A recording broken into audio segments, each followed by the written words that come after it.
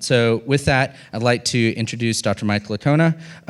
As we said previously, Dr. Mike Licona is a professor of New Testament studies at Houston Christian University and president of Risen Jesus, Inc. He has a PhD in New Testament studies from the University of Pretoria. He is also the author of numerous books, such as the Historical Case for the Resurrection of Jesus, co-written with Gary Habermas, and his most recent book, Jesus Contradicted.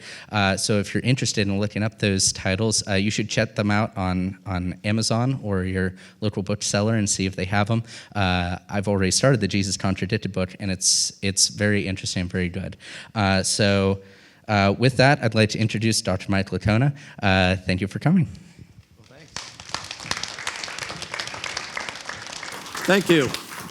Well, back in 2002, Gary Habermas and I were beginning to wrap up writing our book, The Case for the Resurrection of Jesus. And Gary has been studying the evidence for the resurrection, probably close to 50 years. So he knows a lot about this. In fact, he wrote a book, and I commented on his first volume of his magnum opus that there's only one person who knows more about the resurrection of Jesus than Gary Habermas, and that's Jesus. Well, so we're writing this book together, co-authoring this, and as we're starting to wrap it up, I asked him, I said, Gary, you've been looking at this stuff for decades, and you've put together a bibliography of about 2,400 scholarly sources, monographs, books, essays, articles, between 1975 to the present. So at that point, that would have been about 27 years. And I said, you've got all these people that are looking at the same data, but they're arriving at different conclusions. Why is that? And who are these people who are doing it? And he said, well, they're mostly New Testament scholars. You got a few philosophers, just a couple of historians. And I said, well, this is a historical question. Did Jesus rise from the dead? So how many historians who have been trained in how to do history and historical investigation, how many of those have written on the resurrection? And he said, not even a handful, and none of them have been more than half of a small book. And I said, well, how much training have New Testament scholars had in doing historical investigation? And he said, well, I don't know. And so I thought, well, that's what I'm going to do my doctoral research on. I'm going to approach the evidence for the resurrection, or the question, did Jesus rise from the dead, as a historian. But my master's degree was in New Testament studies, and I didn't really have any training in this, so I had to learn. So when I enrolled in the PhD, I spent my first 2 years studying the philosophy of history and historical method to learn how historians do their work. And then I went through the process of doing a historical investigation using the tools of historians to look at the resurrection of Jesus. And that's how it got me into this thing. And so in grad school, writing a 20-page double-spaced paper with a few footnotes, that was a real chore for me. I could tell you that I really took this seriously, my investigation of the resurrection of Jesus. And my doctoral dissertation ended up being over 500 pages, single-spaced, and more than 2,000 footnotes. And finally, my doctoral supervisor said, Mike, it's time to wrap this up. So in the meantime, while I was doing that, I was involved in debating some of the leading skeptics in the world, because I wanted to throw out the evidence that and the case for the resurrection of Jesus that I was putting together for the toughest of critics to see how they would respond. And that would help me fine-tune my method and help me fine-tune my argument. I've had 37 public debates now. They're a lot of fun. And but I've been able to fine-tune the argument. But what I want to do now, what I want to do is I want to take you through a journey, okay, on how historians work and show you how this gets applied to the resurrection of Jesus. All right? So let's go on our journey. All right, practice of history. Before we talk about this, let's talk about some preliminary issues. All right, go ahead. Next slide. All right, the historian's objective. We are not looking for absolute certainty, for 100% confidence in something. We are looking for reasonable certainty. What we do is we make hypotheses, and to explain the data, we see which one best explains the data, and the one that best explains it is regarded as what's probably true. Okay, next one. All right, so doing history is like, as I think Richard Evans at Cambridge, a history professor there, he says it's like looking through a window into the past.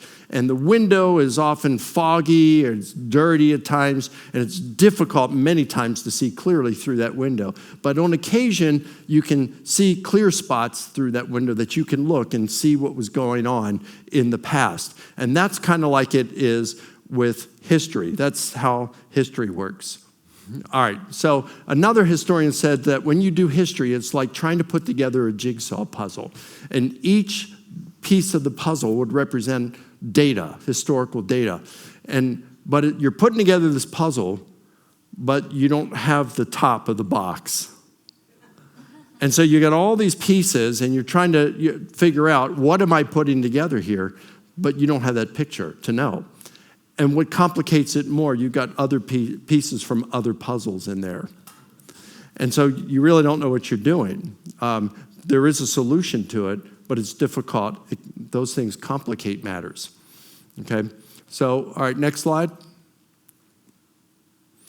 So the historian's objective, we want to come up with a description that is a hypothesis of the past that provides not necessarily, or you're never going to get an exhaustive explanation, but you want one that's going to be an essentially faithful representation of what occurred. You're not looking for all the details. In many cases, you're not going to have all 100% accurate details, but you're looking for an essentially faithful representation of what occurred. We are looking for not proof in an absolute sense. You're looking for reasonable certainty. Now, with this, one of the greatest challenges to historical investigation are where we're coming from, our biases. All of us are motivated by our race, gender, ethics, nationality, our religious, political, and philosophical convictions, the way we were raised, the academic institutions we attended, and the very group of people whose acceptance and respect we desire. There's no way around this. All of us are subjected to this. All of this influences us. And so what historians do is they refer to this as our horizons. Horizons are all those things I just mentioned. It's our worldview, our educational backgrounds, everything. And all of this forms a way that we view the world. It's like putting on a pair of sunglasses, and every one of us are looking through different lenses. They're tinted differently because of all of this. And it impacts the way we see the world. It impacts the way we interpret events. That is how in politics, the same thing can happen, and you get two radical positions and opinions on things because our biases, our horizons impact that. Okay? Dale Allison is a professor of New Testament studies at Princeton, and he's one of the finest New Testament scholars in the world. And he's conservative in some ways, but in other ways he's not. He's certainly not an evangelical. But here's what he writes about biases. Some we might think of as having no theological agenda are partly motivated by an animus against traditional Christian doctrine, which is in reality just another sort of theological agenda. The trite truth is that none of us is without philosophical bias or theological interest when we sit down to study Christian origins. So Allison is here, he's saying, yeah, Christians are biased, but so are people in the other direction. Atheists are biased. Progressive Christians are biased. Muslims, Jews, Hindus, they're all biased. We are all biased. And that can impact the integrity of our historical investigation. And I understood this. When I went to study the resurrection of Jesus, I recognized that I had my own horizon, my own bias, and that threatened to compromise my investigation.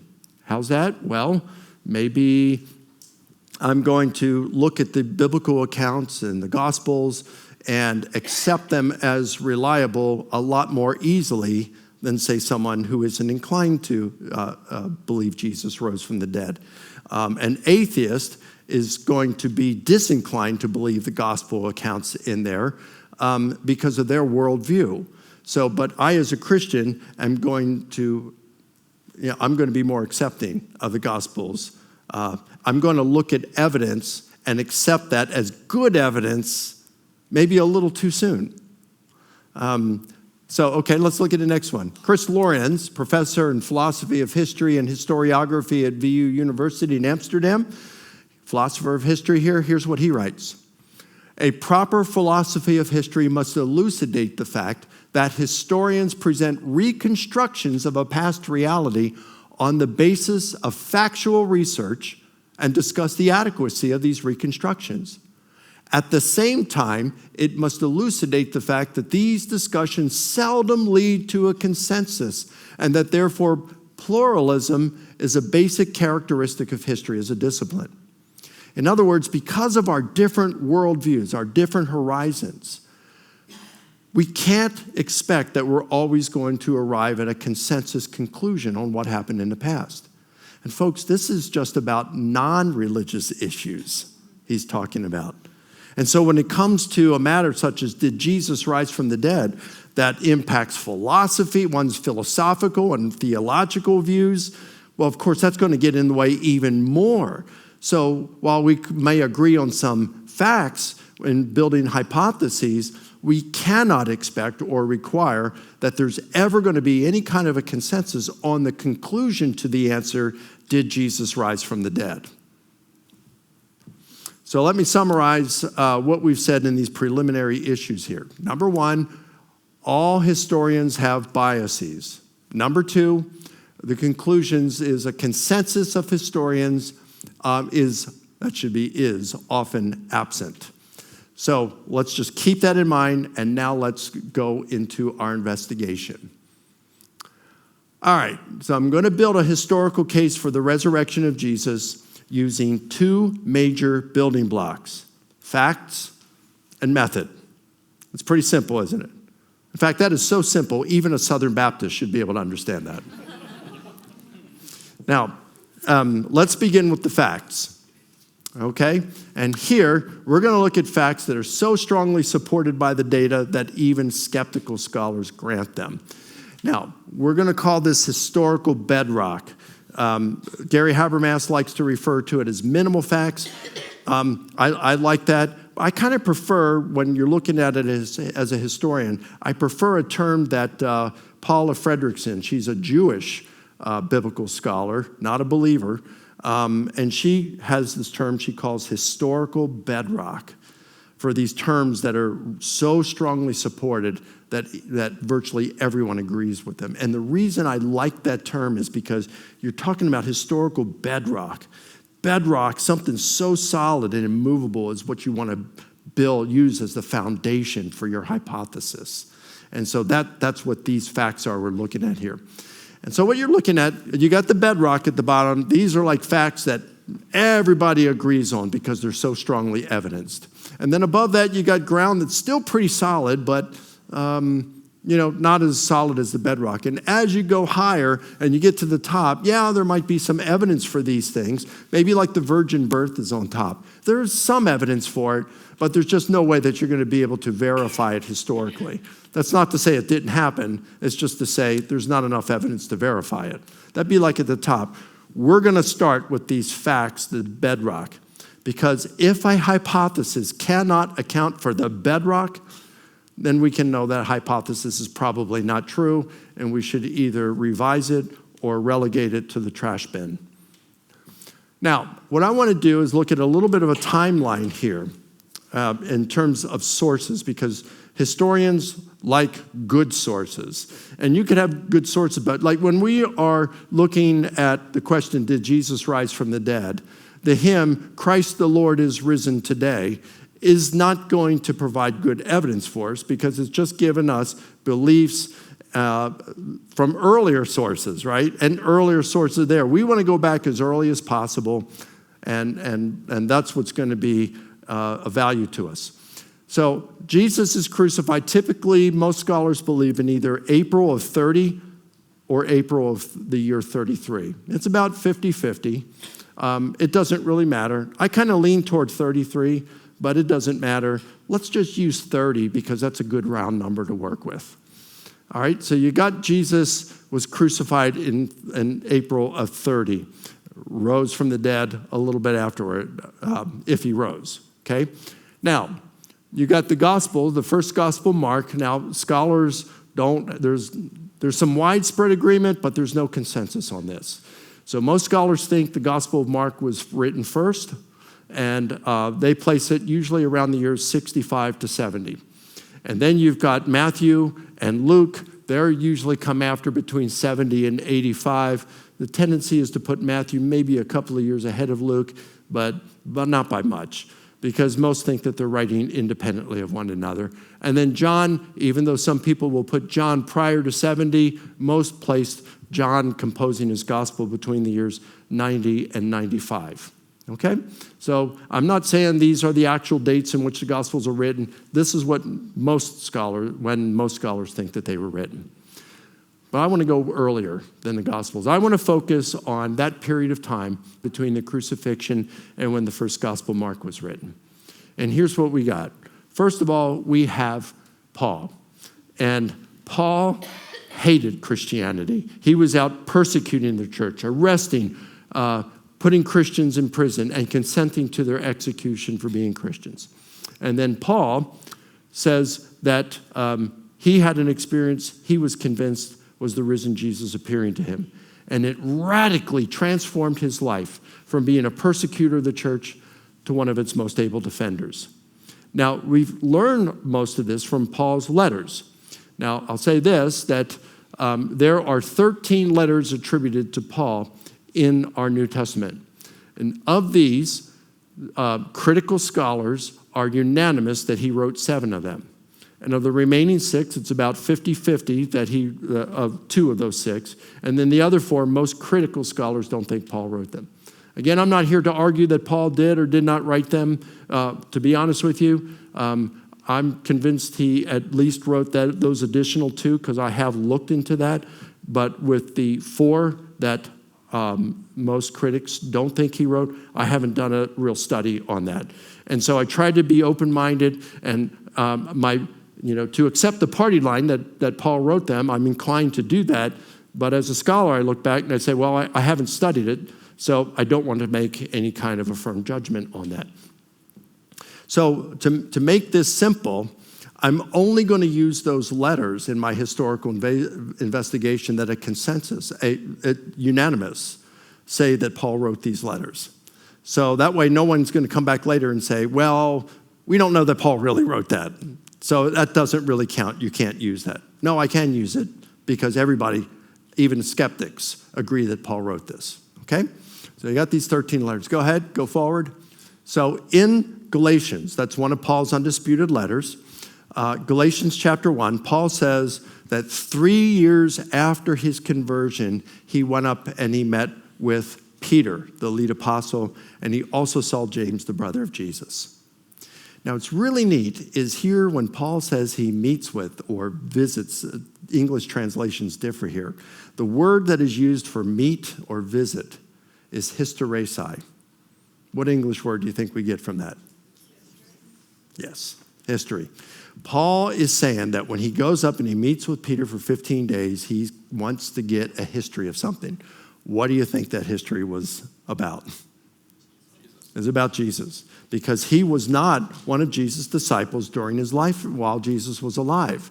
So he wanted to get the whole 9 yards. He knew something about Jesus because he had to know something about the teachings of Jesus to think that the Christians were a cult and that he wanted to help destroy it.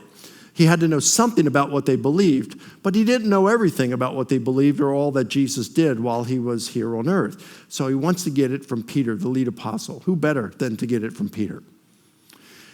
Now, Galatians chapter 2 says that 14 years later, he returns to Jerusalem, and now he visits with Peter, James, and John. So this is the second visit with Peter and James. And then you add John, the son of Zebedee. Peter and John are two of Jesus' closest disciples, and then James, Jesus' brother. And Paul says the occasion of him going to Jerusalem was he wanted to run the gospel message past he called them the pillars of the church, in order to see that if he was running in vain or working in vain. In other words, he wanted to make sure he was on message with what they were preaching, with the gospel message. All right? And Galatians 2 says that they confirmed that he was preaching what they were preaching. Now, this is really major when you think about this. Paul is meeting with Peter, James, and John, two of Jesus' closest disciples and his half-brother. How would you have liked to have been a fly in that room and had that discussion? Even Bart Ehrman says, and Bart Ehrman, he's an atheist New Testament, probably the most influential atheist New Testament scholar in the world. He and I have debated 7 times. We get along really well, even though he's wrong. And here's what he writes. He says, Paul was personally acquainted with Jesus' closest disciple, Peter, and Jesus' own brother, James. These are 2 good people to know if you want to know anything about the historical Jesus. I wish I knew them. This is big, that he runs the gospel message past these 3 guys, Peter, James, and John, and he gets the gospel message confirmed by them. Now, as a historian, this is, we can ask the question, well, how do we know Paul was telling the truth that they confirmed that what he believed is true, or what he was preaching is what they were preaching? And here we look at 2 guys. We look at a guy named Clement of Rome. Clement of Rome, there's a good chance that he was a disciple of the Apostle Peter, and a guy named Polycarp, who there's even a better chance he was a disciple of the Apostle John. And when they talk about Paul, they talk about him in very laudatory terms. And they're writing about him after he died. In fact, Polycarp says that Paul accurately and reliably taught the message of truth. And then he quotes from Paul's letter to the Ephesians and refers to it as sacred scripture. Now, that's not the kind of things you say about Paul if he was teaching something different than Peter, James, and John, the gospel message. It's exactly what you would say if Paul was telling the truth. I could give you more information, but that'll have to suffice for now. Now, what we have here, another one of Paul's letters, is 1 Corinthians. And most scholars believe that this was written somewhere between the years 52 and 57. So if Jesus was crucified in the year 30, that means that Paul was writing this somewhere between 22 and 27 years after Jesus' death. That's pretty early, certainly before any of the Gospels are written.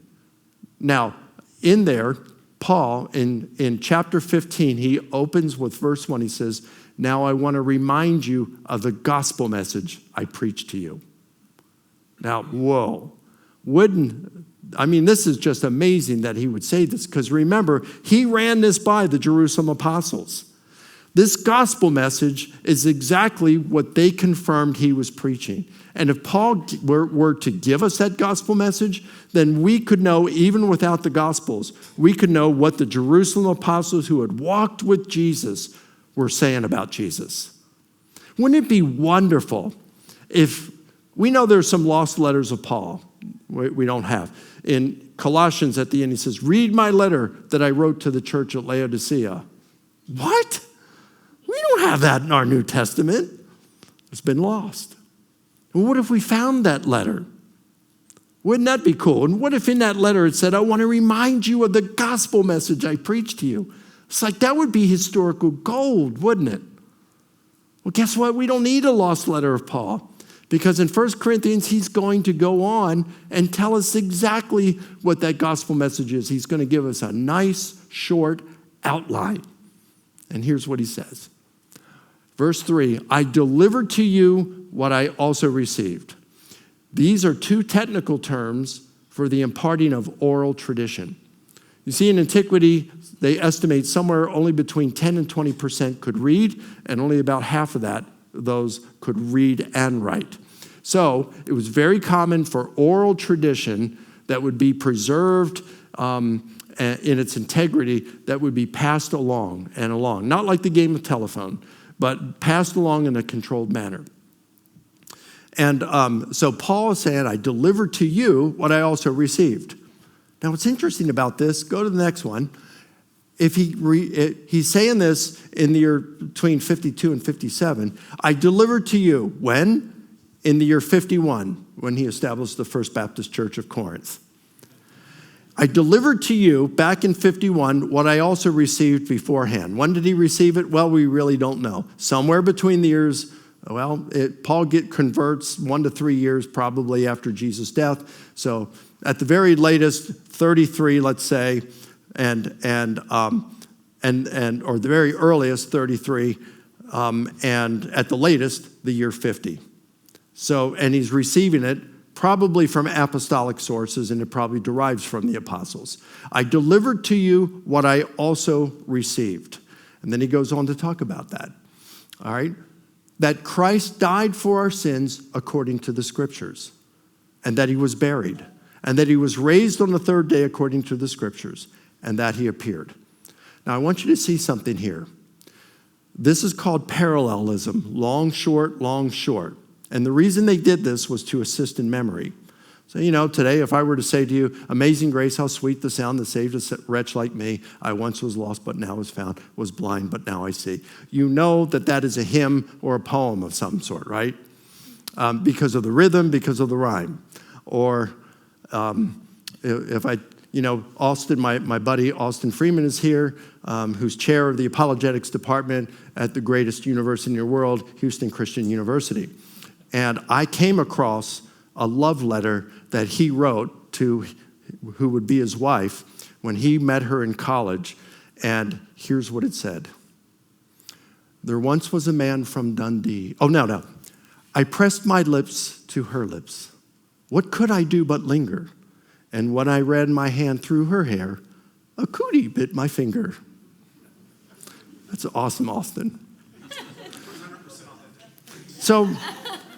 So we can know, he's such a great guy. So we can know, we've got ways that we can tell that something is poetry or a hymn or something because the rhyme and the rhythm in it. But in antiquity, they had different ways of doing it. Parallelism with one of them, and that we see in there. So you got delivered and received, you got parallelism. And then he and then by the way, later on he says, let me show you what else it says. Go ahead, next slide.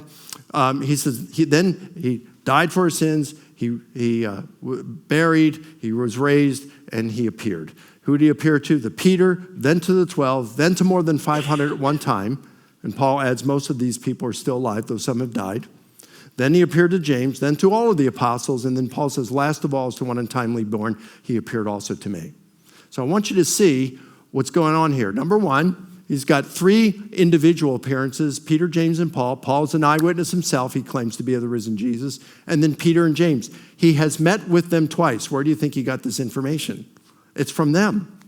And then there are 3 group appearances, to the 12, to more than 500, and to all of the apostles.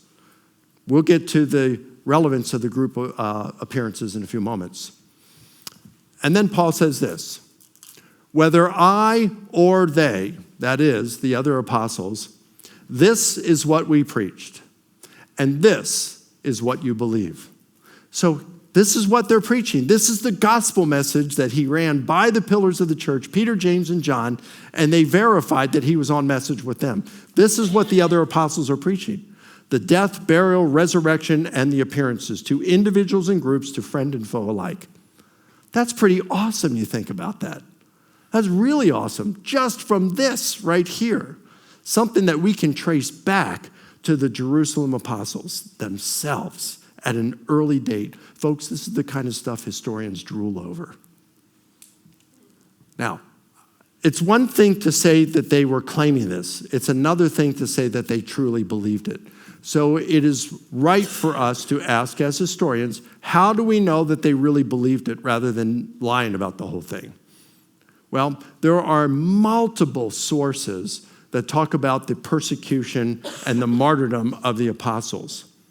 But many of those, although they may be true, not all of them, because some of the stories of the early church fathers contradict one another.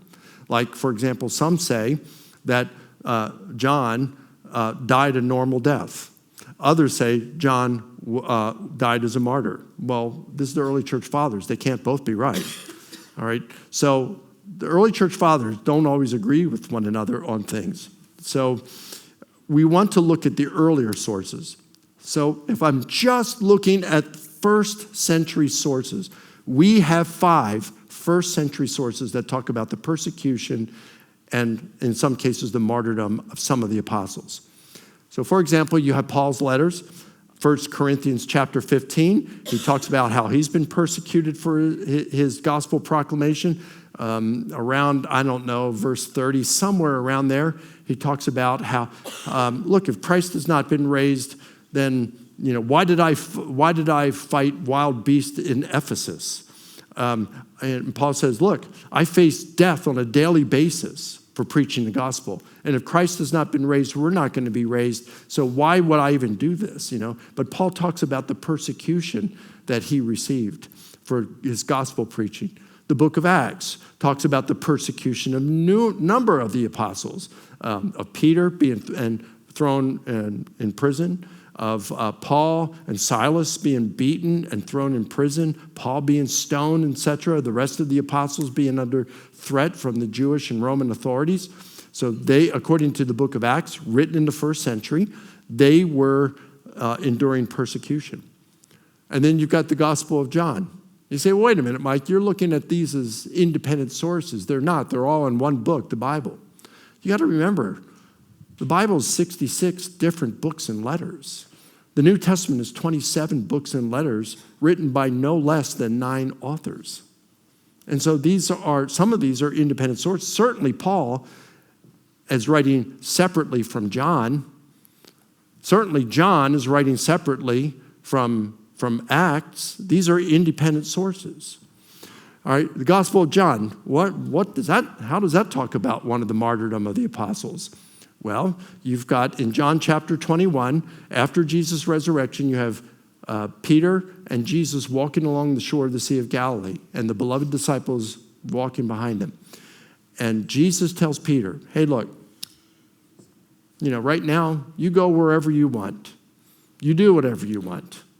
But there's coming a time in several years when you will not be able to do what you want. In fact, people will lead you where you don't want to go, and you will stretch out your hands. And John says this was to signify the death by which Peter would glorify God. Well, that's kind of interesting because John is writing this toward the end of the first century. Church tradition has that Peter was executed around the year 64, 65. So John is actually referring back to the martyrdom of Peter. It's a past event by about 30 years. Then you have Josephus. Josephus, in his History of the Jews, book 820, section 200, he talks about how when the Roman governor of Judea was being replaced, that would have been the same person who was who had taken Pilate's place. His name was Albinus. He was in that same position. When he was going to exit, or he had already exited, now they're waiting for the new governor to come in. And during that time, the Jewish leadership seized that opportunity to do something that was illegal. They were not allowed to put anyone to death. They got James, the brother of Jesus, and they got some other Christians, and they charged them of being lawbreakers, which Christians were said to be lawbreakers because they were breaking the Jewish law. That was the accusation. And they put them to death by stoning. And Josephus says that those Jewish leaders got in trouble for doing that. The high priest and the other Jewish leaders got in trouble because they did something illegal. But you got Josephus, a non-Christian Jewish historian, who's mentioning the martyrdom of James, the brother of Jesus, one of the 3 that Paul had consulted. And then you have Clement of Rome in the book of 1 Clement, written, we don't know when, it could have been in the late 60s or right around the year 90. And he mentions the martyrdom of Peter and Paul. So 5 sources from the first century mention the persecution of the Christians, of Jesus' disciples, and the martyrdom of several of them. So pretty good stuff. Now, you got it from other sources that come later, but you got 5 first-century sources. So the fact that the disciples were willing to suffer and even willing to die as martyrs for their gospel proclamation, it doesn't prove that what they were proclaiming is true, but it strongly suggests that they sincerely believed it was true. Liars make poor martyrs. So when you look at Muslim jihadists, they die because they believe in what they are doing, right? They believe Islam is true. Doesn't mean it's true, of course. Even Christians today, when they die under the hands of the jihadis, they are dying for what they believe is true. But for all they know, it may not be. If we were to die as martyrs, we would suffer and die for what we believe is true, but we don't know for sure. The disciples were dying for what they either knew was true or knew was false. And again, liars make poor martyrs. At least what this does is it establishes that the disciples of Jesus truly believed that he had risen from the dead and had appeared to them. And so one of the facts that virtually all scholars, no matter how skeptical, they believed that Jesus' disciples had experiences that they interpreted as the risen Jesus appearing to them. So what do they mean by resurrection? When they say resurrection, Jesus rose, what do they mean? 1 Corinthians 15, Paul says, Christ has been raised from the dead, the first fruits of those who are asleep. He is the first to be raised from the dead. Now, wait a minute, Mike, what about Lazarus? Jesus rose him before Jesus rose. What about Jairus' daughter and the widow's son? What about Elijah and Elisha who raised people from the dead? Yep, they raised people from the dead only for them to die again. They were raised in the same kind of body, mortal body that would die. Jesus is the first to be raised with a resurrection body, an immortal body, and that's what it means. He's the first fruits.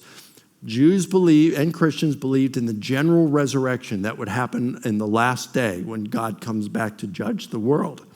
And so Christ is the first to be raised with a resurrection body. He's the beginning of the general resurrection. Everybody else is going to be raised when Christ returns, as we see 3 verses later. Each in his own order. Christ the first fruits. After that, those who belong to Christ at his coming. So when you die, your body will be buried and your spirit will go to be with Christ in heaven.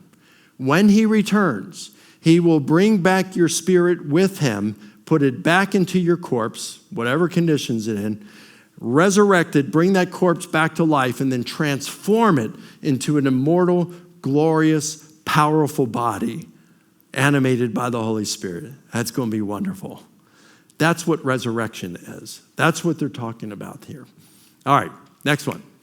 So Paul in Romans 8:11 says, he who raised Christ from the dead will also give life to your mortal bodies. He gave life to Jesus' mortal body, so he will also give life to your mortal body.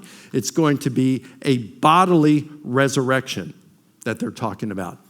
Next. We also can see that the apostles meant for Jesus' resurrection to be understood as a historical event. It is common today for some skeptical scholars to say that when they said resurrection, they really didn't mean that Jesus was raised in a real sense. It just was a metaphor to say that, well, his memory and teachings still live on today. What can we say about the metaphorical view? I want to argue here that when the apostles said Jesus was resurrected, they really meant it as a historical fact. And we got good reason. Here's what Paul says again in 1 Corinthians 15. For if the dead are not raised, then Christ was not raised.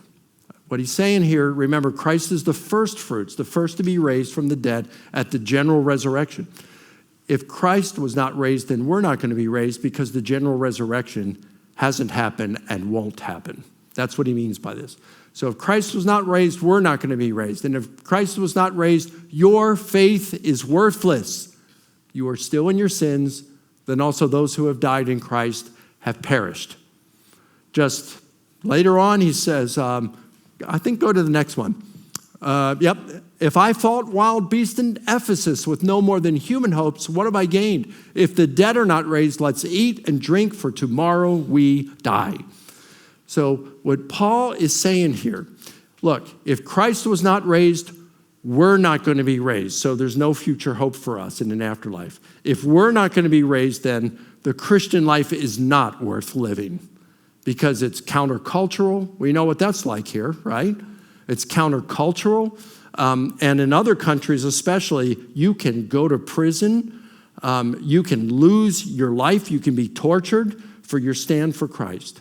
Why go through that if this life is all there is? And that's what Paul's saying. Christ was not raised. We're not going to be raised. If we're not going to be raised, the Christian life is not worth living. Let's eat and drink, for tomorrow we die. A few years ago, my wife said to me, if Christianity turned out not being true, I would still want to be a Christian. And I said, why? She said, because of the ethics of Christianity. I said, well, be my guest if we found out it wasn't true, but not me. I'm giving up Christianity. I'm going to go have some fun. And she said, well, that's not very nice. I said, tell Paul. That's what he said. Let's eat and drink, for tomorrow we die. Get all the ice cream you want. Cheat on your exams if you can get away with it. Go ahead and get as much weed as you want. Get as much sex as you want, because this life is all there is if Christ has not been raised. But Christ has been raised, therefore we will be raised. Therefore the Christian life is worth living. That argument makes no sense under a metaphorical view. But hear me, if you're a student here, you're going to have all kinds of temptations in college. Sexual temptations, all kinds of temptations. I want you to remember this argument from Paul when that happens. If Christ was not raised, we're not going to be raised. If we're not going to be raised, Christian life is not worth living. So just go ahead and do it. But Christ was raised. Therefore, we will be raised. Christianity is true, and therefore, the Christian life is worth living. I hope that can help during times of temptation for you. So let's talk about 6 facts as we start to wrap this up. Let's talk about 6 facts at which we can arrive based on just a little bit that we've discussed. There's so much more that I could have discussed, but just on this little bit from 1 Corinthians 15 and a couple of texts from Galatians, let's look at what we have here. 6 facts that are granted by virtually or a vast majority of scholars. Number 1, Jesus died by crucifixion. Number 2, a number of his disciples had experiences they interpreted as the risen Jesus appearing to them. Number 3, the risen Jesus is said to have appeared to groups.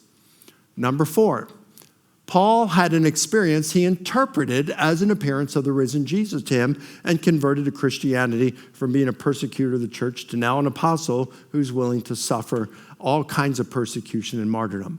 Number 5, the apostles believed Jesus was raised bodily, physically from the dead.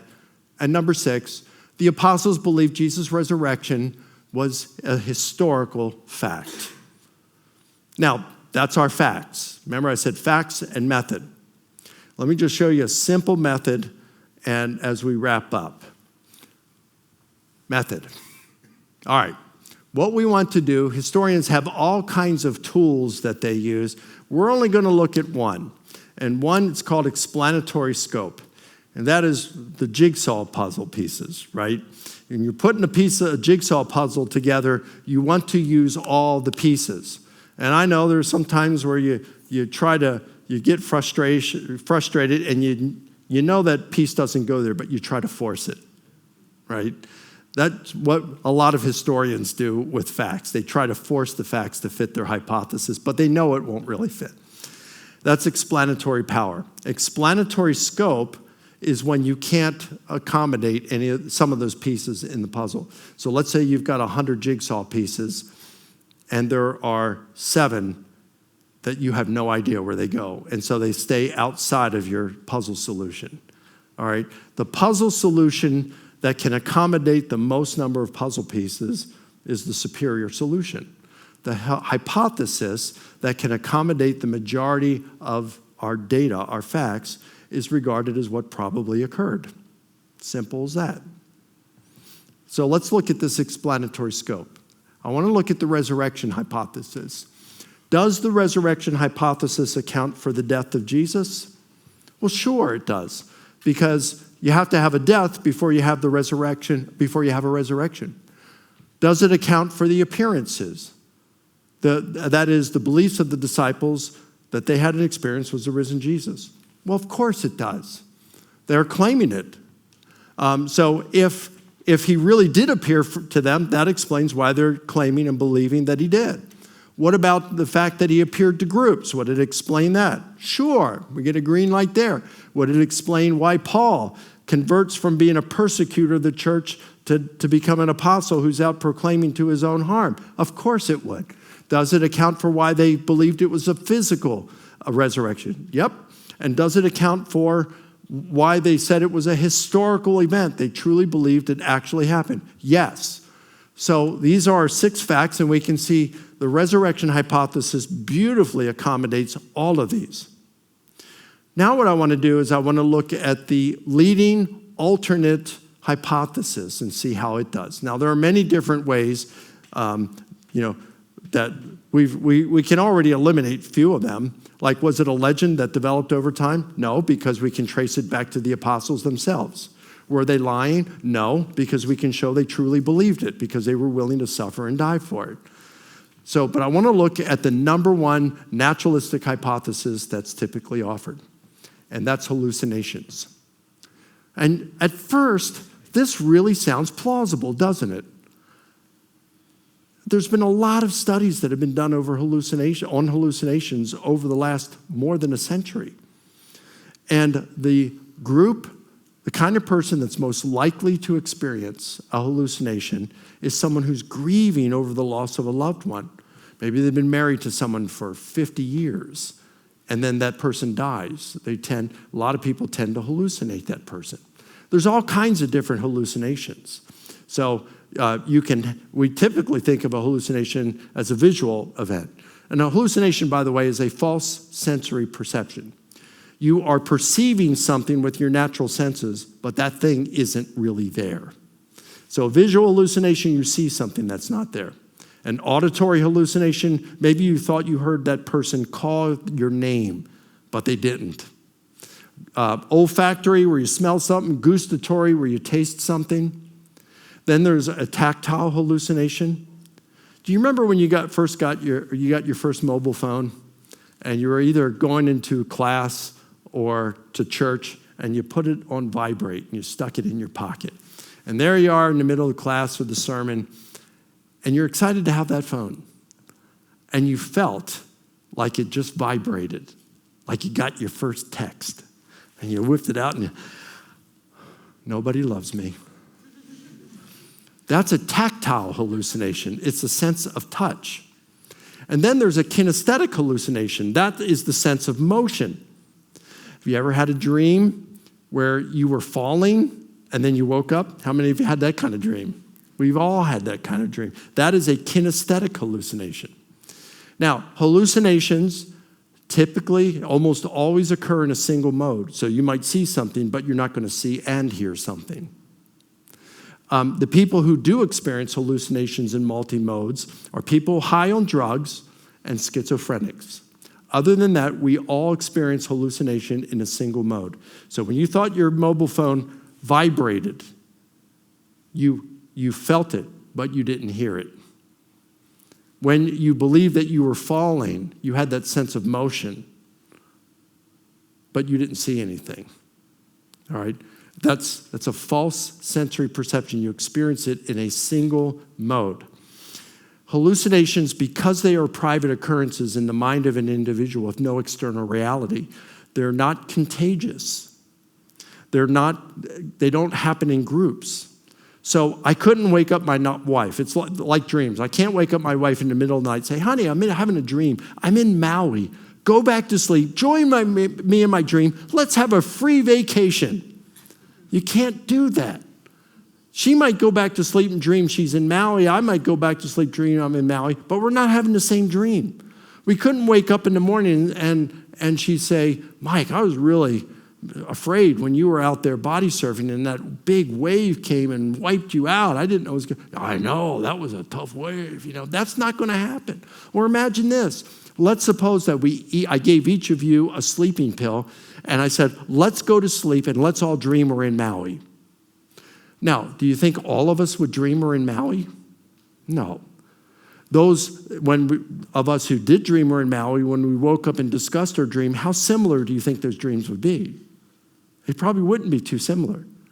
But yet the disciples, by the way, only 7% experience a visual hallucination of people grieving the loss of a loved one. So that's a problem. But you got some problems here. Would it explain, hallucinations explain the death of Jesus? Yes, because that would be the thing that would cause them to feel the grief that would make them a candidate for hallucination, put them in the frame of mind to have a hallucination. So yes. Would it explain the appearances? No, because as I said a moment ago, only 7% of those who are grieving the loss of a loved one have a visual hallucination. And yet, it says he appeared to all of the apostles, right? That's 100%. So that gets a red light.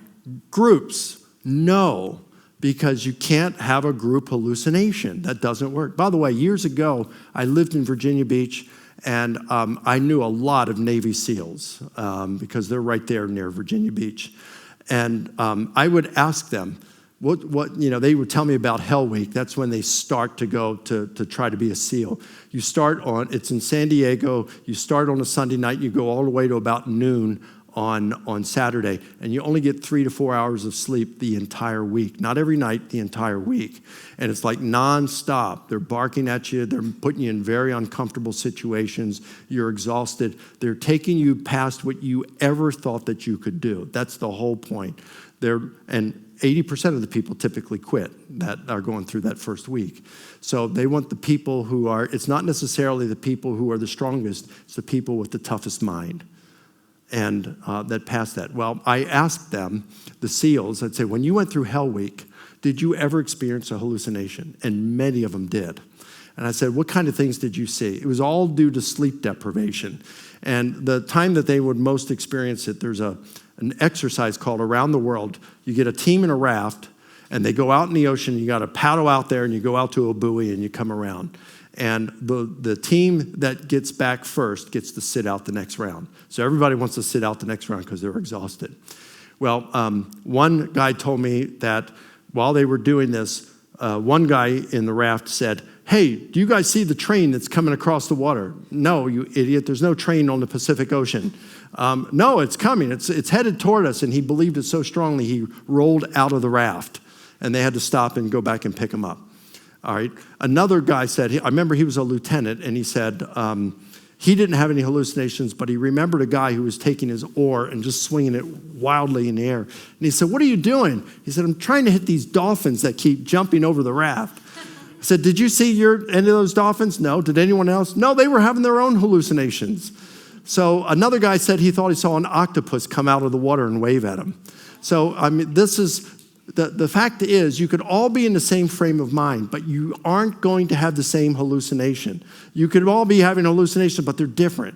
And you can't point out the octopus or the train or the dolphins to someone else and they see it. Why? Because the hallucinations don't exist. They're going on in your mind. There are no external realities. So you can't have a group hallucination. And yet, what do you have here? He appeared to the 12. He appeared to more than 500 at one time. He appeared to all of the apostles. 3 group appearances. That's pretty amazing there. Doesn't work. That gets a red light. What about the appearance to Paul? Paul was not grieving over Jesus' death. He believed Jesus was a failed Messiah and a false prophet. So Jesus would have been the last person in the universe that Paul would have expected to see or wanted to see. That doesn't work. How about physical? No, when you have a hallucination, you might hallucinate that he's back spiritually, but not something where you feel like you're actually reaching out and touching him, or he was raised physically, as though you could go back and check the tomb and it would be empty. My mom died in 2013. My dad died the next year, but a few months before his death, he called me and he said, I saw Mom last night. He was having a grief hallucination.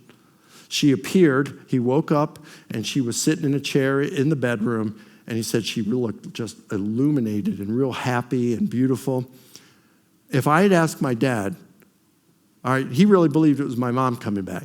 I said, now, if I said, Dad, do you think if you went by Mom's grave that it would be empty? He would say, no, that was her spirit. They would have, if they hallucinated the risen Jesus, it would have been a spiritual Jesus. It would not have been a physical one. And then finally, would they believe that Jesus' resurrection, that Jesus came alive again, was something that was historical? And I think so. They would think Jesus was alive, perhaps, if they had hallucinated. Now, they might question it if, they were at a point where they were going to get locked up or scourged or crucified. Well, they might say, maybe it was a hallucination after all. Not willing to die for that or suffer for that. But it does seem to me that if you had a hallucination, that could be compelling enough to make you think he was still alive. My point here, if you remember the resurrection hypothesis, you had all green lights.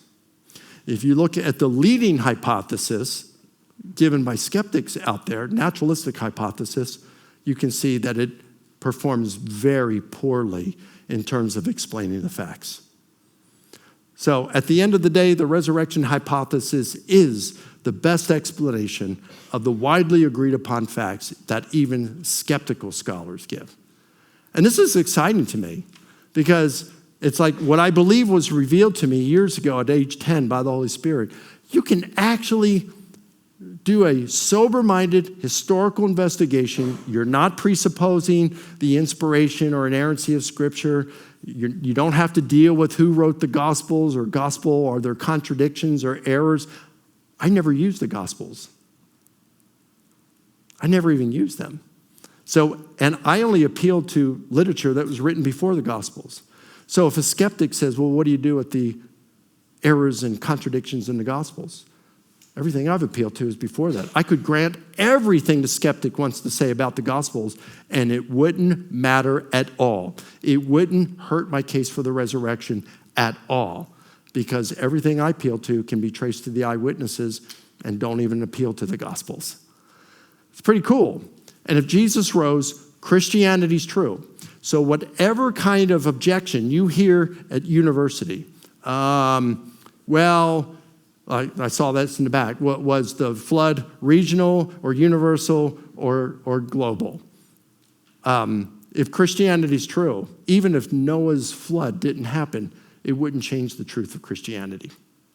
What about the genocide text in the Old Testament? How do we explain those? Well, there's different ways to explain those. I think we've got some reasonable answers. But let's say they're all wrong. At the very worst, let's say that those accounts in the Old Testament are religio-political propaganda meant to justify the acts of a brutal Israelite king. Christianity is still true because Jesus rose from the dead. No matter what you want to bring up, if Jesus rose, it's game, set, match. Christianity is true, period. And that means a lot for our lives. When you have doubts, go back to the resurrection. You'll want to get married. You want some help with God helping you to find a spouse? Jesus rose from the dead. Ask the risen Jesus. There's all kinds of things that you can do. He can lead you for your career. He can answer prayer. He cares about you. And we can know this. Why? Because Jesus rose from the dead. It's just great news. And what else is good about it? When my mom and dad died, I was heartbroken. But I know I'm going to see him again. It was like, no big deal, really. I'm going to see him again. And when I see him, it's going to be like, well, it doesn't seem like that long ago you left. We're going to get to spend eternity with Christ in heaven. Why? Because Jesus rose from the dead. It all comes down to that. If Christ has not been raised, your faith is worthless. One last thing here. We have certificate programs on apologetics at HCU. You can do a minor in it. I'm not trying to pull you away from Baylor or A&M here, okay?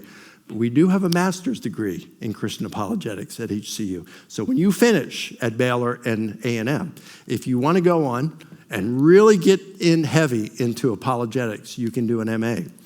And you don't even have to live up there. You can. Then you get to see and sit under Dr. Freeman in person. And he's a great professor. People love him. If you don't feel like going up to Houston, you don't have to. You can go up every once in a while and take a course if you want, or you can do the entire thing online. If you want information on that, you go to hc.edu/defend. Come and be a Husky. All right, let's open it up for Q&A. And what I'm going to do, what they're going to do is Carl is going to have a mic here, and he will take it to you. So raise your hand. He will bring the mic to you. You can ask your question. And let me say this to you. It is very common for people to come up because they want to talk afterward. And I love to talk. Like last night, I stayed behind and talked a while for people that came up and talked. We're not doing that today. And the reason being is because a bunch of us want to go out to eat right after this. So we're going to go out to eat. And so I'm not going to stay behind to answer questions. So if you want to ask a question, ask them during this period. Okay, there we go. All right, it's on. Do we have any questions?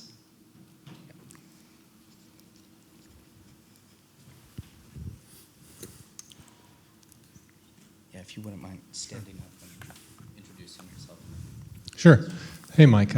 My name is Micah Green. I'm a professor at Texas A&M, and I've worked a lot with Ratio Christi. I'm really glad you're here. My question is about Dr. Bart Ehrman. You said you've debated with him several times through the years. Where does he stand? What's his typical response to what you've shown us over the last hour?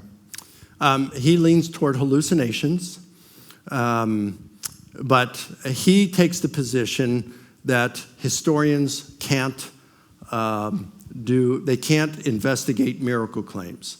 And he'll say that for a number of reasons. He'll say because miracles would require God, and therefore, because they require God, historians don't have any tools in order to detect God or to verify God. That's not within the tools historians have. So they could never verify a miracle like the resurrection of Jesus. That's become very common. In fact, today, I gave you hallucinations. If someone offers a naturalistic alternative, that's the number one that they give. But most skeptics today won't do that because they know that these things can all be refuted. And so that's the kind of objection they give. Well, historians can't investigate miracle claims. That's what they say. My response to Ehrman is this. Let's say that astronomers have been tracking a comet for a few years, and they know that it is on a collision course with the moon, and it's going to happen at a certain day and time. When that day arrives, then you have a number of the planetariums and the Hubble Space Telescope and some of the others up there, and they're zoomed in on the lunar surface. And at the time they know it's going to happen, the comet comes in and hits the moon, and smashes into the moon. And as the lunar dust settles, there's a message written on the moon's surface. And it says, Jesus is Lord. And it's written in Hebrew and Greek. Now, a good scientist would say something like this. Wow, that's an extraordinary event. It seems like that would require God to do something like that. And I certainly have no natural explanations, no scientific explanation for how that happened. So I'm going to be limited to affirming the occurrence of the event, but I'm going to have to leave the cause of the event undetermined.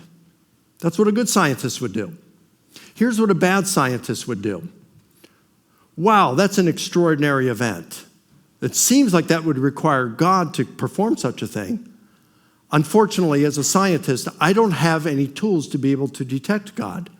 So I'm just going to have to say, as a scientist, I can't even affirm that the event occurred.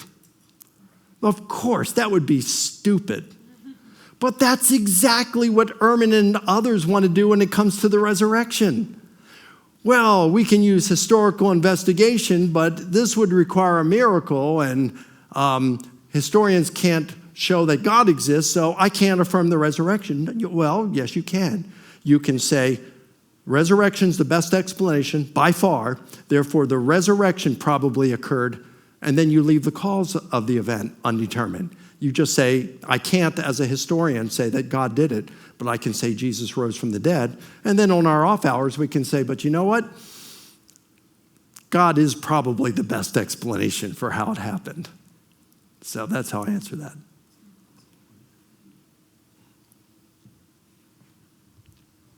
Any other questions?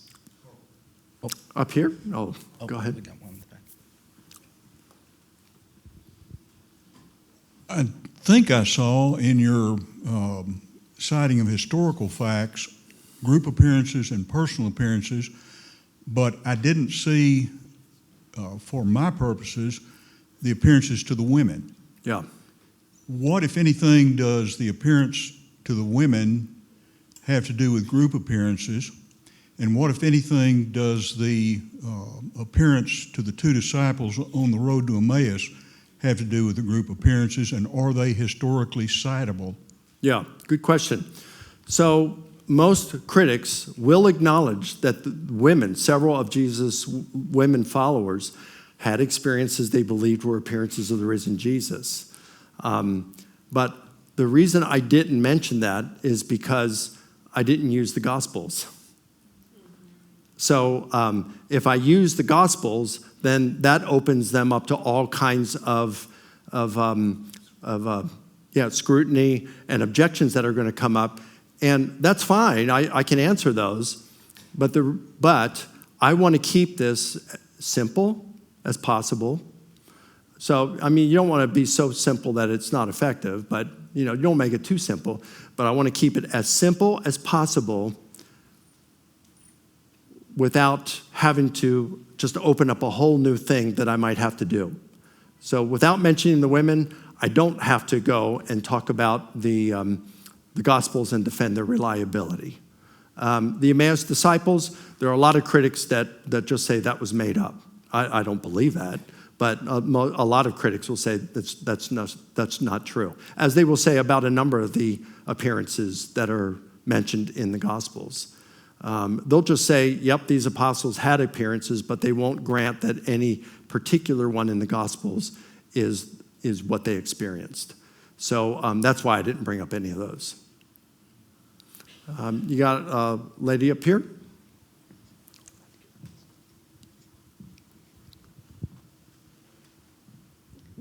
I've just always been curious in your creed, the 1 Corinthians 15 creed, why are the 12 and the apostles different?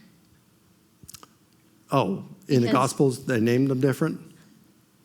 They're different, because I thought the 12 were the apostles. Yeah. Oh, the 12 and the apostles. Because, good question. Because after the resurrection, all right, so you had 12 of the main apostles. They're like the most authoritative ones, okay? Because they were the 12 that Jesus chose to be the lead people. And they were to represent the 12 tribes of Israel. But there were more people who had traveled with Jesus during this time. Remember, after Judas killed himself, you go to Acts and it says that to replace him, they needed someone who had been with him and traveled with him from John the Baptist, that's the beginning, all the way up through the resurrection, seeing Jesus. And so obviously there had to be some others. I mean, they at least brought Matthias and Justus, was it? Matthias and, was he the other one? Who was the other one? Anyway, there were two of them. Huh? Barsabbas. Yeah, that sounds about right. And they chose Matthias. So there were at least two others that way. And then later on, you get more apostles. I guess that would have been some that would have seen the resurrected Jesus, like Barnabas. He was an apostle who traveled with Paul. That would be the difference between the apostles and the 12. You've got the 12. They are like the ruling body. And then you've got the apostles, which is a larger, they're still authoritative, but not like the inner group of the 12. But you have more apostles than you do the 12. And so if someone says, well, wait a minute, if Judas killed himself, why do you say he appeared to the 12? That's 11. Luke actually says he appeared to the 11. But the reason it's the 12 is because that's a nickname for that group that's representative of the 12 tribes of Israel. If you keep up with the research on the shroud at all, I mean, does that interest you, or? Yeah, it does interest me. Not a whole lot, because it's not that it's not important. I think it is important, but I'm spending my time now more with the Gospels and reliability. And as you know, I've got 2 books out on gospel differences. So gospel differences is what I've been doing for 11 years now. And now I'm moving on back to reliability of the Gospels. Habermas still does stuff on the shroud. And just a few years ago, Dave Beck and I co-edited a book called Raised on the Third Day, and has a bunch of different contributions in it from philosophers and New Testament scholars. And there are 2 essays in there on the Shroud of Turin. And one is written by Barry Schwartz, who just died recently. He was a Jewish agnostic who was the official photographer of the Shroud of Turin. So if you see photographs of the Shroud of Turin, Barry Schwartz took those pictures. And Barry Schwartz says that the carbon-14, he argues and he shows in there why the carbon-14 testing that was done in 1998 is flawed and is rejected now. He just crushes the results of that. The book is worth that essay alone. It's a huge essay. And the other one by Mark Foreman, he died, I think, just 2 years ago. That's an excellent essay on the shroud. So there's 2 on there. If you want to know about the shroud, that book has 2 essays that are just amazing on the shroud. But as it stands, the Shroud of Turin, right now we have no plausible ways of accounting for how that got there, the image got there. And it has actually been dated by a textile expert back to around the 1st century, and the carbon-14 has been shown to be flawed. I think this gentleman here. Oh, okay. So I've heard an argument about the historical validity of Paul's writings that he used, or he cites a bunch of islands that with names that would only have been used in that era. You mean Luke in Acts? Is it Luke? Okay, So it's a gospel thing. So that'd be the same answer as it's not written by one of the gospel authors, but Acts is looked at differently because it's not a biography; it's a history of the first 3 decades of the church. And you're right, Luke has been shown to be very accurate. Colin Hammer's book, the Book of Acts in the Setting of Hellenistic History, that was written in the 80s. But more recently, Craig Keener, in his 4 volumes commentary on the Book of Acts, which is like a total of 5,000 pages of small fonts. I mean, it's just massive, and it goes through all this historical stuff. Keener is a great historian. So he deals more with historical stuff than he does theological stuff. So if you really want good stuff, he's got the cutting edge stuff when it comes to the Book of Acts. And yes, a lot of the stuff in Acts is very reliable. One of the things I find interesting, I call it a tomboy title, is when Luke says when they're in Ephesus. And there's 2 things. First of all, he calls the mayor of Ephesus a grammateus, which that's not the typical term that is used for a mayor of a city back then. Grammateus is the same word, Greek word, that is used for scribe in the New Testament. But in Ephesus, it's referring to the mayor. That's really odd. But then through archaeological stuff, they find a mention of the mayor, and he's referred to as a grammateus. But even more interesting is Artemis, god of the Ephesians. She was the goddess of love. And I've been to Ephesus, I've seen a statue of Artemis, and she's just like, the whole front of her body is just a million breasts. And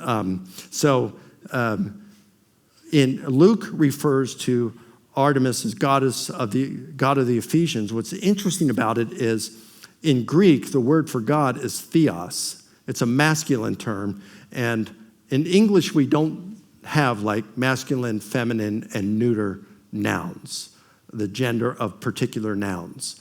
But in Greek and in other languages, German and so forth, you do. So the word God, you've got an article which is masculine, and then theos, masculine noun for God. Goddess is a feminine article, and then thea, a feminine noun. When you look at Artemis, goddess of the Ephesians, it's a feminine article with a masculine noun, which that's bad Greek. They have to be the same. And so you look at it and you'd say, at first you'd think, well, Luke, why'd you make such a horrible, horrible mistake in Greek? It must have been a mistake. But then you go to Ephesus, and what do you find? You find a feminine article with a masculine noun for Artemis. This is explaining her as a goddess. It's pretty cool. You see these things, and this is the kind of very unique stuff, and it shows that Luke was there. It strongly suggests he was there. So yeah, cool stuff with all that. Howdy, Mike. I am Mike. Yeah. So my question is, since you base your case solely more or less on 1 Corinthians 15, we have some New Testament scholars like Dale Allison you mentioned have questioned how much we can really draw out of the appearances and the details of those appearances from that chapter. So if someone were to say, on one hand, we have totally unique event, first fruit of the resurrection, totally unique. On the other hand, we have totally unique hallucination event, has never happened before in history, or like a real big group hallucination. Neither of these things have any parallels. Given that we don't have that much about the appearances, how can we rule out that it wasn't just a really hardcore hallucination compared to on the list of a very unique and extremely rare an event, right? So the reason I reject that is because our understanding, our present understanding of hallucinations is they cannot be group appearances because they're in the mind of an individual. This is something that psychologists, those in the mental health profession, agree on. In fact, their book came out, I think it was 2007, published by the American Psychological Association, a textbook on hallucinations. The title, Hallucinations, The Science of Idiosyncratic Perception. Two co-authors, Ehlman and LaRae. And I read through it, learned a lot about hallucinations. Then I emailed the authors and I said, why didn't you guys cover group hallucinations in here? And LaRae, the second co-author, emailed me back and said, we had certainly intended to, but we could not find a single good documented account of a group hallucination. And we know that they can't happen based on the fact that they are individual experiences in the mind of an individual. So we can reject group hallucinations, even a rare one, because it's like, all right, well, we know that you just can't stand up, jump, and fly around in this room by natural causes. So if someone said, Mike got up, jumped up, and flew around this room by natural causes, we know that just can't happen. When it comes to the group appearances, Jesus rising from the dead and appearing to them, there is nothing scientifically that would say the resurrection could not have occurred by divine causes. All right? So let me give a little illustration of that. Let's suppose that all the countries in the world agree that they're going to do a massive experiment and to see if anyone can walk on water. And so everyone who's living in that country has to register. And they have to go to like a pond, a lake, a river, a swimming pool, and attempt in front of a government official to walk on water. And 7 billion people all over the world have come, and they can't do it. And there's one person left. He's a 5-year-old boy. And he said, all right, you're the last one. Go ahead and try. He says, well, I can't do it. 7 billion people can't do it. I can. I said, well, sure you can. Give me your hands. Okay, so he gives me his hands. I hold him over the water. I walk along the pool, and he walks on water. 7 billion people unable to walk on water by natural causes says nothing pertaining to whether someone who's being assisted can walk on water. 100 billion people dying and staying dead says nothing about, and not coming back to life, says nothing pertaining to whether God could raise someone from the dead. So what we're looking at here, science does not say anything when it comes to whether someone could be raised by a supernatural cause. But natural causes, sure. Supernatural cause, science can't touch on that.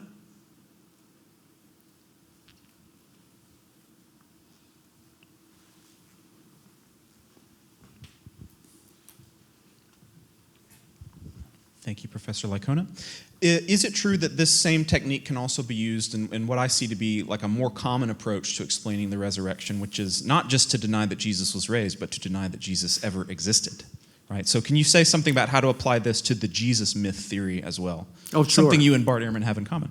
Yeah, and anyone really interested in getting in depth with that, I do have something on my YouTube channel. It's an interview I did several years ago with Mike Winger that he interviewed me on did Jesus exist or was he just a myth? And that's on my YouTube channel. Winger said it was the best defense of the historical existence of Jesus he had ever heard. What I would just say, in terms of the historical method, we have early sources that testifies to Jesus' existence. You got Paul, he's writing within just a few years. You have Mark.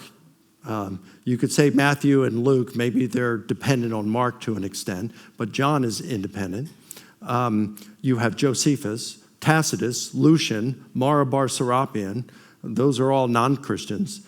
So you have early sources.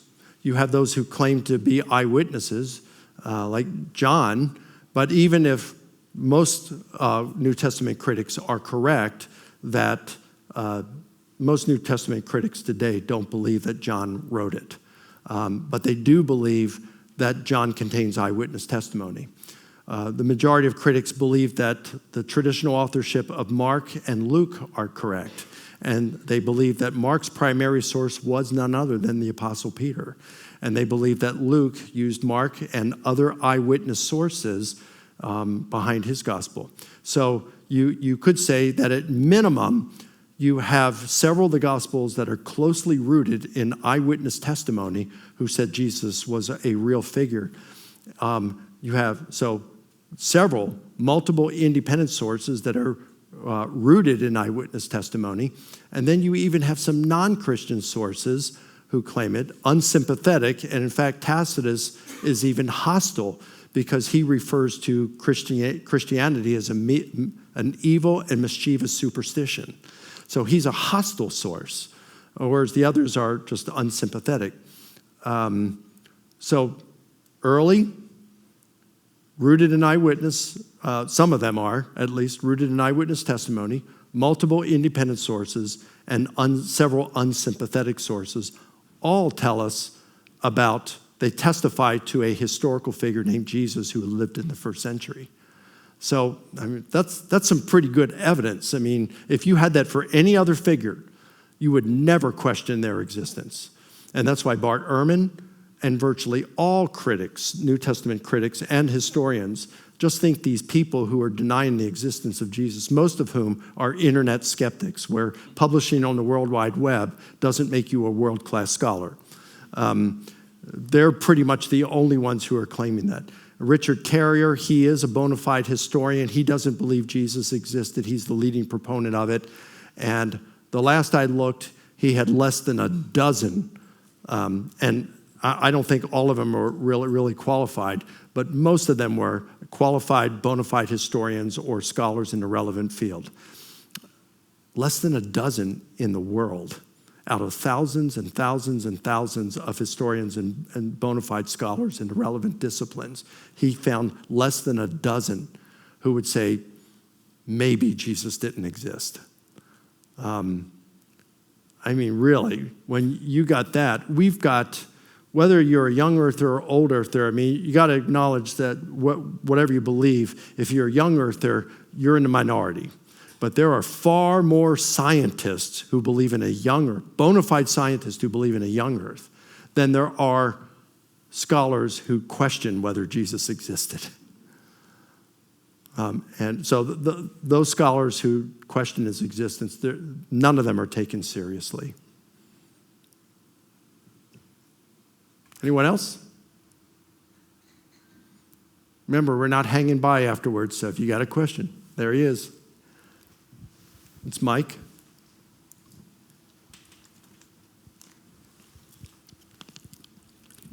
I'm back. So bouncing on that question, you mentioned within the Gospels we can trace back parts of these texts which date back very early. N.T. Wright has argued that the resurrection accounts in particular show very little embellishment and seem very. So if you accept that, why not include that in your early 30 years sources and just say parts of the Gospels we are later, show signs of development and theology, Yeah. but we can still use these parts which don't show those signs. Sure.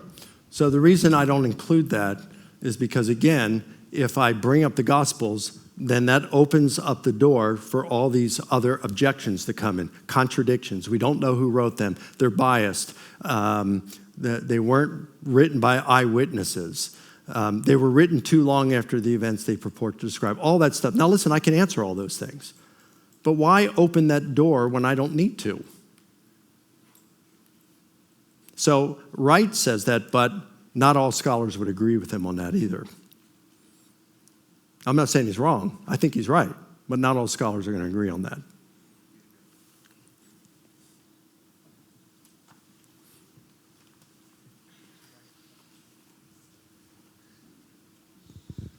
So in your presentation, you talked a lot about the historical evidences for Jesus and using the scholarly consensus on the minimal facts as part of our argument.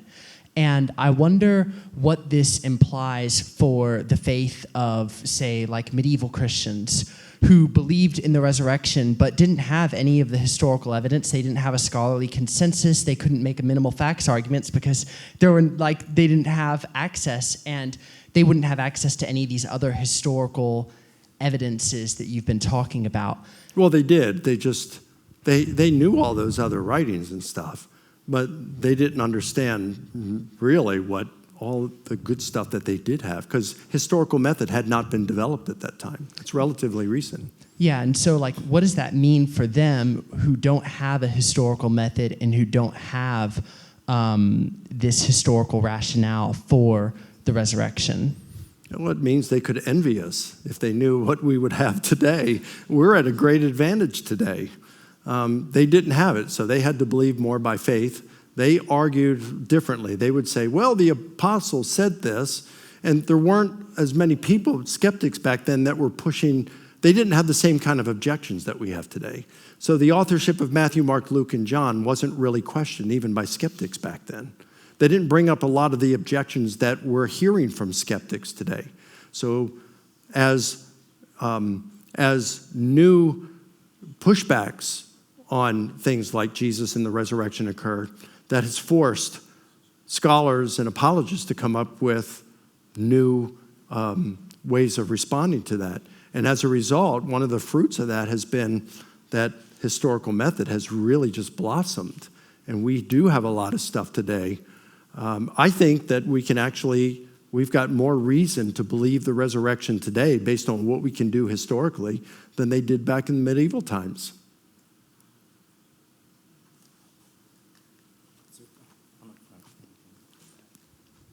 My question might be slightly off topic, but just as a follow-up to something you said earlier in a previous question, when you were talking about the 12, you made the connection that they are like representative of the 12 tribes of Israel. I was just wondering where that comes from, basically.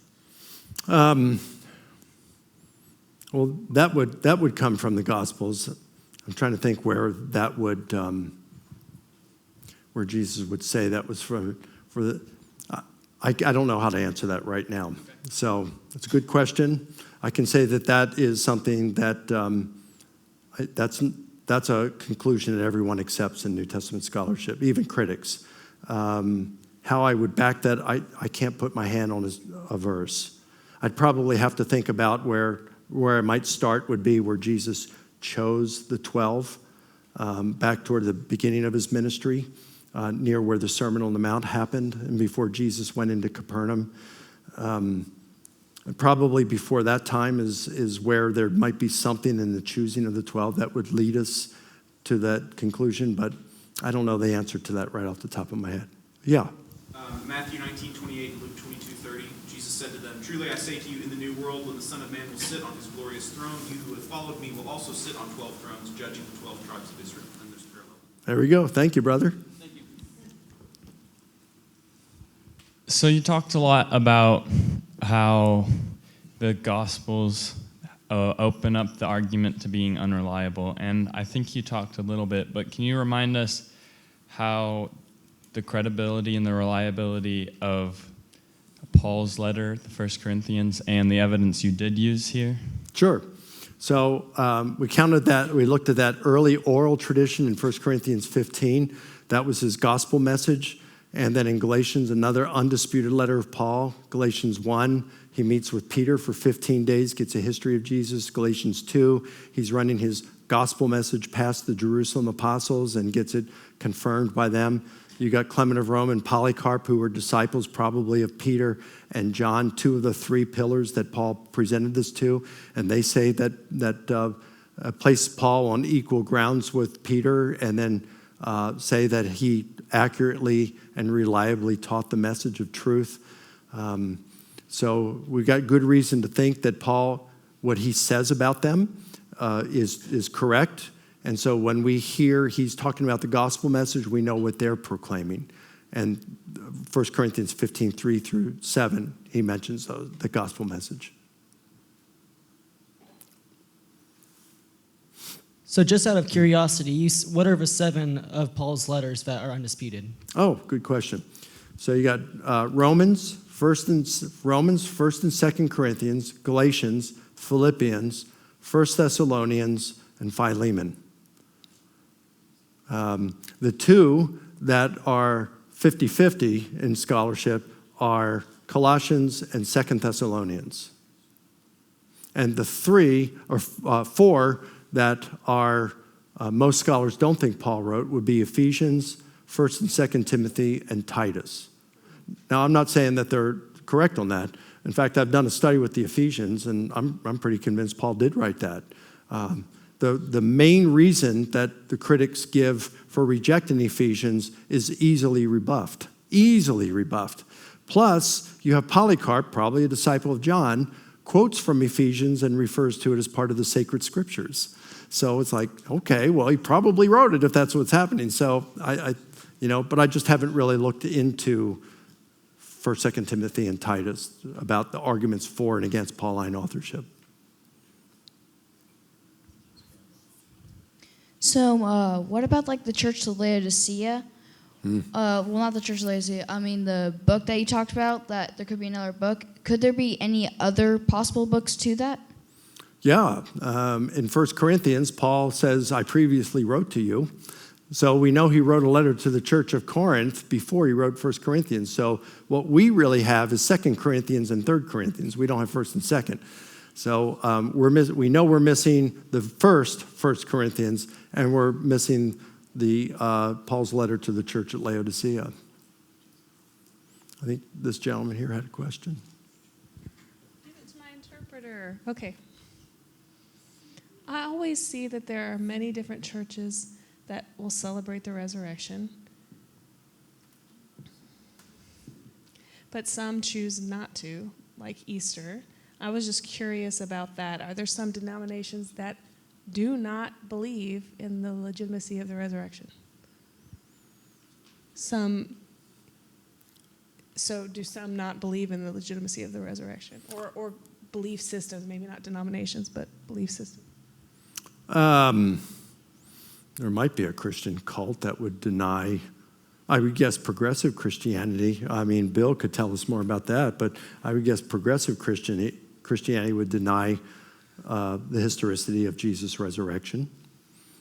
Of course, Islam does, because Islam rejects the death of Jesus. But all Protestant denominations, Catholics, Orthodox, even Jehovah's Witnesses go with the resurrection of Jesus, although Jehovah's Witnesses think it was spiritual, not bodily. Thank you. Anyone else? So the flip side of resurrection is death of Jesus. What historical recordings and maybe evidences aside from what's in the Bible and what happened on the cross do you use to historically prove that Jesus died? Okay. So I wouldn't eliminate the biblical literature because that's our earliest.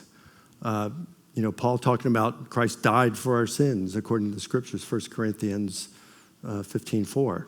And even atheists will accept that because it's still early and you have multiple independent sources in the Gospels. And the fact that that is in an oral tradition, that even predates Paul's letter. So that's one. For non-Christian writings, you have Josephus that mentions Jesus' death by crucifixion. You've got Tacitus, the Roman historian, who mentions Jesus' execution by the Romans. You have Lucian, who was a historian in the middle of the 2nd century, and he mentions Jesus' crucifixion in what he calls the passing of Peregrinus. He said Jesus was marched naked publicly through the streets in Palestine and then crucified. And he mocks Christianity. He hates Christians. And Marabar Serapion, we're not exactly sure when he wrote. It could have been the latter part of the 1st century, but it could have been sometime between that all the way up to the beginning of the 3rd century. Most would say probably sometime in the first half of the 2nd century. And he was a prisoner, writing, I think, to his son. And he mentions Jesus' execution because of the Jewish leadership. Jesus' execution by the Romans due to the Jewish leadership. So you have those. I would argue about those sources, non-Christian, unsympathetic, even hostile sources. I would also talk about the chances of survival would be extremely slim to none of surviving crucifixion. That antiquity, we only have, of the countless people who were crucified, we only have 2 accounts of a person who survived crucifixion. And in both cases, that person was deliberately removed from the cross and intentionally provided medical care to them. Whereas there isn't a scrap of evidence to suggest Jesus was removed alive prematurely and that he was given any medical care whatsoever. And of course, historians have to go with evidence, not with just pure speculation. I would also talk about when you look at both the Jewish and Christian martyrdom literature that predates Christianity and that comes shortly thereafter, the ones that come after the Christian would be the stoning of Stephen in the book of Acts, and then you've got the martyrdom of Polycarp in the middle of the 2nd century. When you look at the early Christian martyrdom literature and the Jewish martyrdom literature at that time, these accounts seem to be doctored and amplified. So, like for example, in First Maccabees, you've got 7 Jewish brothers, and they're brought before the Syrian king, who, because they're not following his dietary laws, he had forbade the Jews to follow their own dietary laws. And so they bring out a slaughtered pig, and he commands the oldest brother first to prepare a pork meal and eat it in front of the king.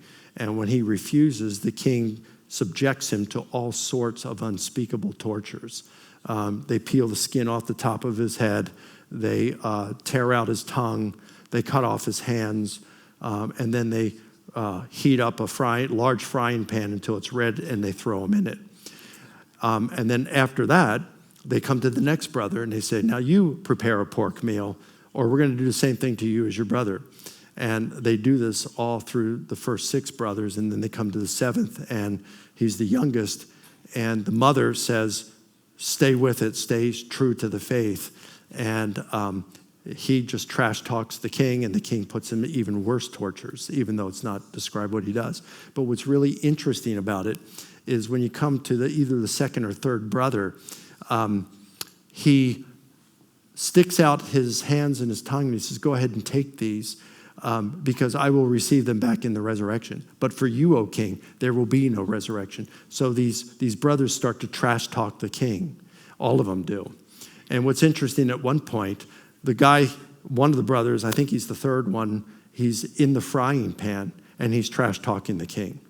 And you think about it, if we just touched and burned a tip of our finger on the stove, we're not going to be able to talk incoherent.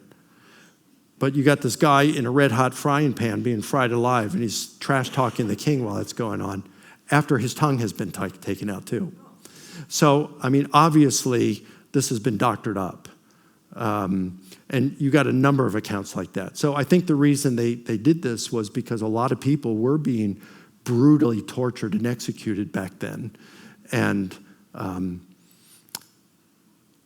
they wanted to embolden Christians, or the Jewish martyrdom to embolden the Jews, that, you can hang in tough through this if this happens to you, and there's a good chance it's going to happen to you.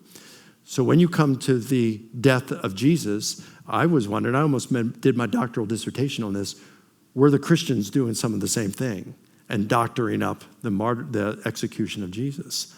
No, because what you find out, what happens is some of these Jewish martyrdom accounts, you'll have the Jewish rabbi or someone, and after they've been tortured, right before they die, the Jewish martyr says, I have not forsaken you, God. I have kept your law. I've not forsaken you. And it's almost like they trash talk the person that's torturing them and saying, racks and stones may break my bones, but resurrection awaits me.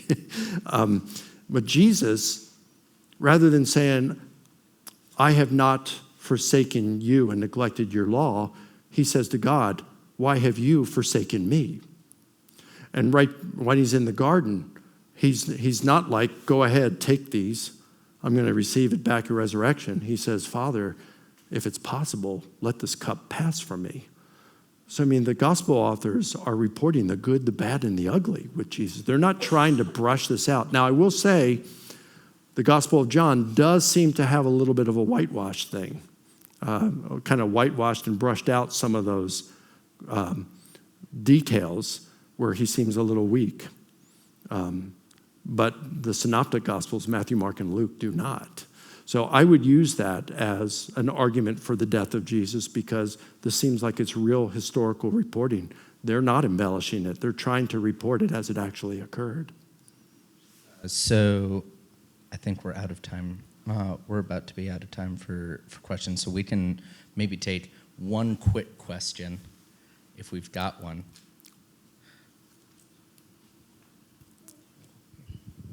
In 1 Corinthians 15:23 that you referred to, it says that Christ is the first fruits in his resurrection body, and then we receive ours at his coming. Then later in the chapter, it says, at the last trumpet, we receive and we're changed. And when I read that in some years past, it confused me because I was raised in a pre-tribulational church. And that, in my mind, there's a resurrection at the beginning of the tribulation, and there's another of the saints. And you the mean resurrection, like a rapture? Yeah, and then there's a resurrection of the saints at the rapture, and a resurrection of the saints at the end of the 7 years in his final second coming. But then when I read those two verses, I thought, well, that sounds like just one resurrection, and it's the last one, so maybe there's just one resurrection. Maybe the pre-tribulational rapture is wrong. I don't know. Yeah, I used to believe in the pre-trib rapture of the church. I don't anymore. And the reason being is because, just what you noticed there, plus 1 Thessalonians chapter 4, that's not referring to the rapture. It's referring to the second coming of Christ. And then I looked at the verses that are primarily used for the rapture 7 years before, or right at the beginning of the tribulation. It says, it will be like in the days of Noah. Noah got in and the rest were taken. Or that you got in Matthew where it says, in those days there will be two in the field. One will be taken, the other left. Two will be grinding at the mill. One will be taken, the other left. Two will be in bed. One will be taken, the other left. The disciples say, to where? And Jesus says, where the vultures are, there will the corpses be. Well, wait a minute, I don't want to be taken. Or as it was in the days of Noah, Noah and his family got on the ark and the rest were taken. I don't want to be taken. So it's like they've misread these verses to refer to the rapture. And it's like, if you read them carefully, you don't want to be one of those taken in both texts. And then the others do seem to be referring to the general resurrection. And the belief in the rapture didn't happen until the 18th century. So, I don't think there's any biblical justification for it. And is Revelation 20 an exclamation of that? Because it says, blessed are those who are part of the first resurrection. The second resurrection implied unto death? That's the great white throne. Some will be raised to eternal life and some to judgment. I don't think that's referring to a rapture or anything. So it's been wonderful talking to you all, and we've had a good time, and you asked great questions.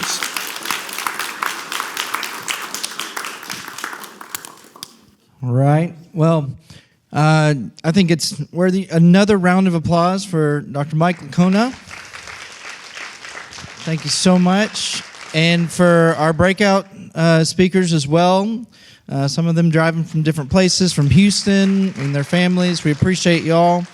The different chapters of Ratio Christi as well, who are doing this work among middle schools, high schools, here at Baylor, A&M, and other places as well. Thank you all for coming and traveling as well. Y'all can give them another round of applause as well. Our interpreters as well, thank you for making that available. Victor. And so I do want to make sure that if you, no more questions right now after here, but if you want to continue with Dr. Licona's ministry, risenjesus.com is where you'll see everything current from things that are upcoming and things that are happening in his ministry. And so go and follow his ministry there. And so thank you once again, Dr. Licona. Let's go ahead and pray before we dismiss. Lord God, we thank you so much for your love. God, we thank you so much for your grace and your forgiveness, God. We thank you so much for your wonderful plan to restore us to you. And just for the marvelous way that you have done that through Jesus Christ. And so we thank you for the incarnation, the resurrection of Jesus Christ, and that we get to celebrate these biblical truths today. Thank you so much for those who have answered your call and dedicated their lives to say, here I am, Lord, use me and send me, like Dr. Mike Licona and all those that came to share the word that you have put in their hearts, God. And so we pray that we have represented you well today, and truly the Jesus, God, that is presented to us in Scripture, the Jesus to which our hope has been placed in. And so we thank you for the joy that we have, for that hope that we have. But now we know that we have a responsibility as well. God, I pray that each one of us would not leave the way that we entered into this place, but we would leave changed, God, emboldened to take these truths about you that we have learned today, God, and to be your instruments of reconciliation. You're instruments of truth, God. And so we pray that you would continue to give this desire within us to seek you evermore through your word, God, to seek to be challenged as well by others and to read into false claims so we would know where others are placing their beliefs, God, in what, so we can show them the truth, so we can state what we know to be true in Scripture and know to be true about you. So God, we pray now for those opportunities that we know that you will give us, God, that you would use us as your instruments. God, clarify these things in our hearts as well so that we can represent you well and bring you glory. I pray for all those traveling, like Dr. Licona and many of our other speakers, that as we go home, whether here in Waco or Houston or even back to Atlanta, God, flying, that you would be just amazing creator in control of the roads and the skies and everything, God, to bring everybody home safely, God. We praise you, we thank you, and we say all of this in Jesus' powerful name. Amen. Amen. Thank you all, and have a great evening.